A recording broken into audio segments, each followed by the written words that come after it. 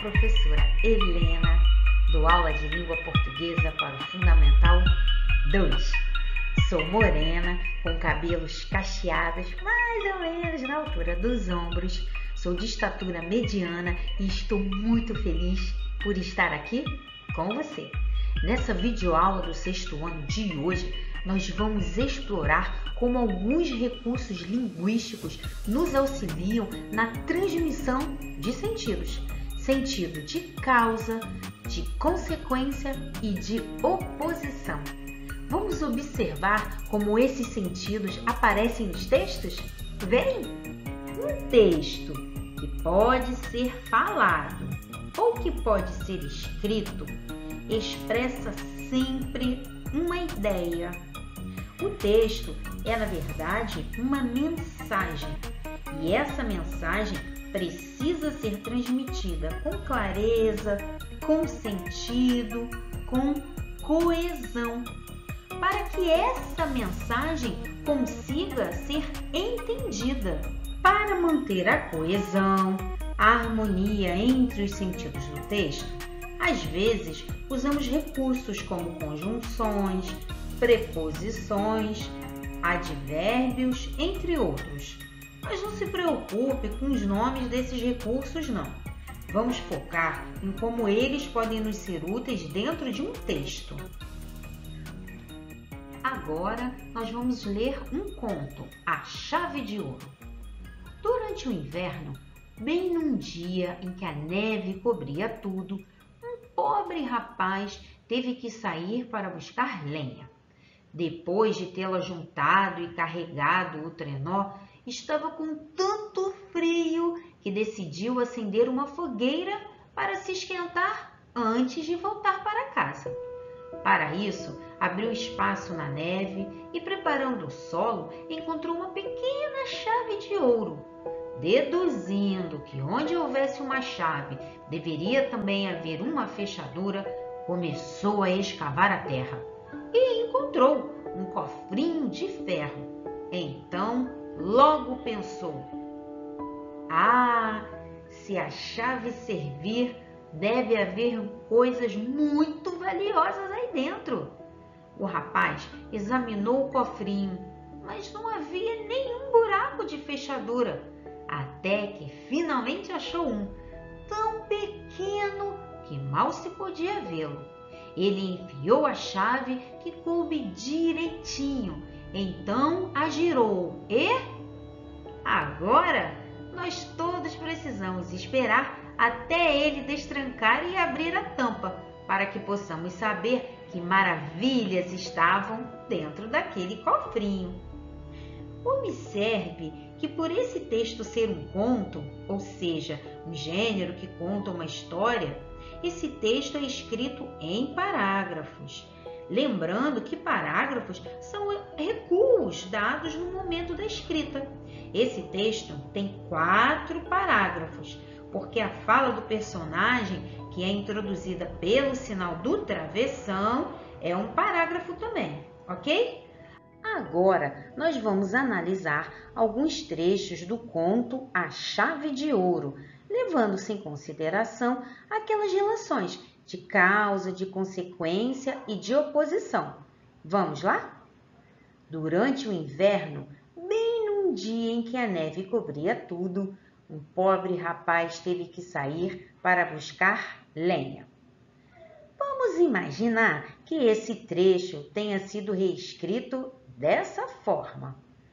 Um pobre rapaz teve que sair para buscar lenha porque era inverno. Então, eu pergunto, por que o rapaz teve que sair para buscar lenha? Qual foi o motivo da saída dele? Ora, ele saiu porque era inverno. Por causa do frio do inverno, o rapaz teve que sair. Nós podemos deduzir, então, que o rapaz precisou de lenha por causa do frio do inverno. Então, o frio do inverno foi a causa da ação do rapaz. Foi o que o levou a agir. Você entendeu? Por isso, o termo porque é chamado de conjunção. E aqui, esse termo expressa um sentido, uma ideia de causa. Mais uma vez, não se preocupe com o nome, preocupe-se com o sentido. Você conseguiu perceber o sentido e a ideia de causa? O inverno foi a causa do rapaz ter saído para buscar lenha. Vamos à leitura de mais um trecho.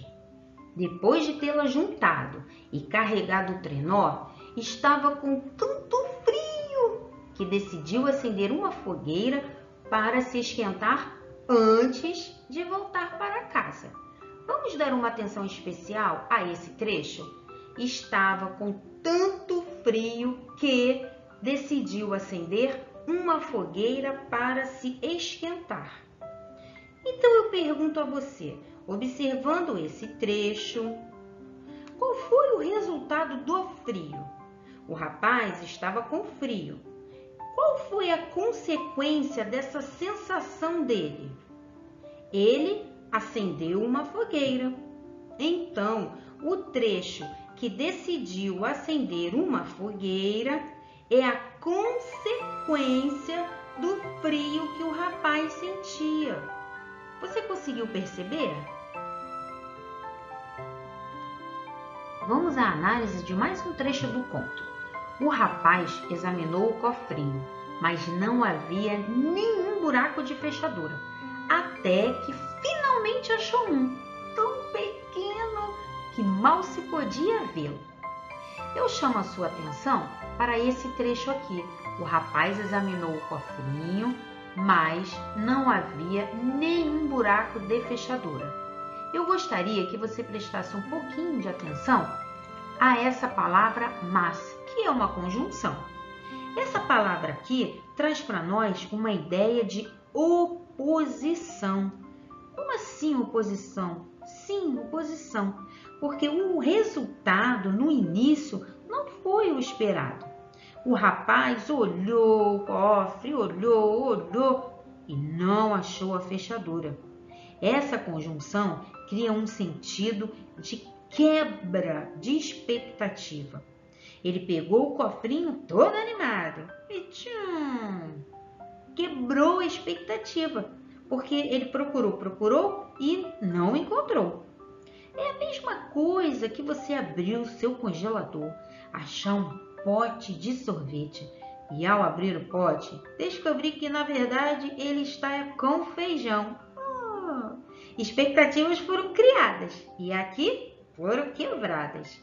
Nós percebemos que na continuação do conto, a expectativa do rapaz é atendida, porque ele encontra a fechadura. Você conseguiu perceber essa quebra de expectativa que essa palavra mas traz para o texto?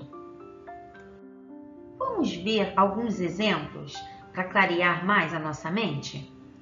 Nós íamos viajar, mas tivemos que adiar por causa da pandemia. Vamos observar que aqui a palavra mas, como nós já conversamos anteriormente, ela traz para nós uma quebra de expectativa. Por quê? A ideia inicial é que a viagem acontecesse. Só que a viagem aconteceu? Não. Então, o mas, ele divide o ir, que era a expectativa, e o não ir, que é a realidade. A viagem aconteceu? Não. Então, o mas mostra para nós essa ideia de quebra de expectativa. Você espera que algo vá acontecer, porém, no entanto, esse algo não acontece.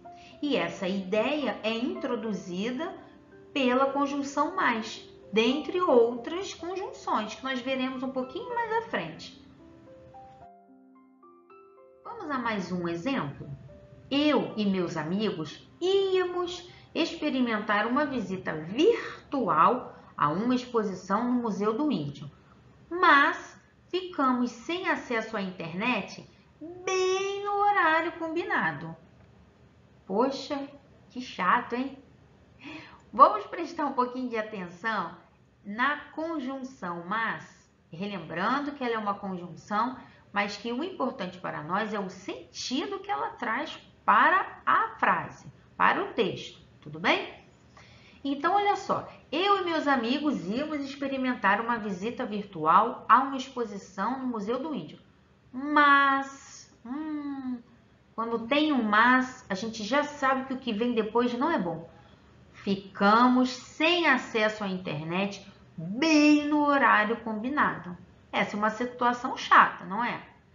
Existe uma quebra de expectativa, não existe? Então, essa quebra de expectativa, ela é introduzida aqui nesse trecho pela conjunção mas. Você consegue perceber essa relação entre visitar e não conseguir visitar virtualmente? A expectativa é que a visita virtual acontecesse, não é verdade? Essa era a expectativa. No entanto, a visita não aconteceu. Aconteceu? Não. Então, houve uma quebra de expectativa. E essa quebra de expectativa é introduzida pela conjunção mas. Ficou um pouco mais claro para você agora? Revisar é aprender mais. Na aula de hoje, nós exploramos como alguns recursos linguísticos nos auxiliam na hora da transmissão de relações de sentido. E uma dessas relações trabalhadas na aula de hoje foi a relação de causa.